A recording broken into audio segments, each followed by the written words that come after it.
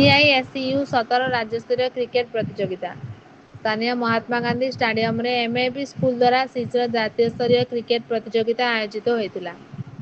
ଏହି ପ୍ରତିଯୋଗିତାରେ ଓଡ଼ିଶାର 6ଟି ଜୋନ୍ ଭାଗ ନେଇଥିଲେ। ପ୍ରଥମ ମ୍ୟାଚ୍ ଝାରସୁଗୁଡ଼ା ସହ ବଲାଙ୍ଗୀର ଜୋନ୍ ମଧ୍ୟରେ ହୋଇଥିଲା। ଝାରସୁଗୁଡ଼ା 115 ରନ୍ କରିଥିଲେ ଏବଂ ବଲାଙ୍ଗୀର 73 କରି ପରାସ୍ତ ହୋଇଥିଲେ। ଏବଂ second match Rourkela zone 36 run କରିଥିଲେ ଏବଂ ବ୍ରହ୍ମପୁର ଜୋନ୍ 7 ଓଭର 6ଟି ୱିକେଟରେ ବିଜୟୀ ହୋଇଥିଲେ। ଏବଂ last match Cuttack Bhubaneswar zone 106 run କରିଥିଲେ ଏବଂ ଝାରସୁଗୁଡ଼ା ଜୋନ୍ 70 ରନ୍ କରି ପରାଜିତ ହୋଇଥିଲେ। ଏହା ପ୍ରତିଯୋଗିତା MAB ସ୍କୁଲ ସମ୍ପାଦକ ଶ୍ରୀ କୁମୁଦ ରଞ୍ଜନ ପାଢ଼ୀ, ଅଧ୍ୟକ୍ଷ ଶ୍ରୀ ଦ୍ୱାରିକାନାଥ ପଣ୍ଡା ଏବଂ କ୍ରିକେଟ ଜାତୀୟ ଖେଳାଳି ଶ୍ରୀ ସୁଶାନ୍ତ କୁମାର ରଥ ଶୁଭାରମ୍ଭ କରିଥିଲେ।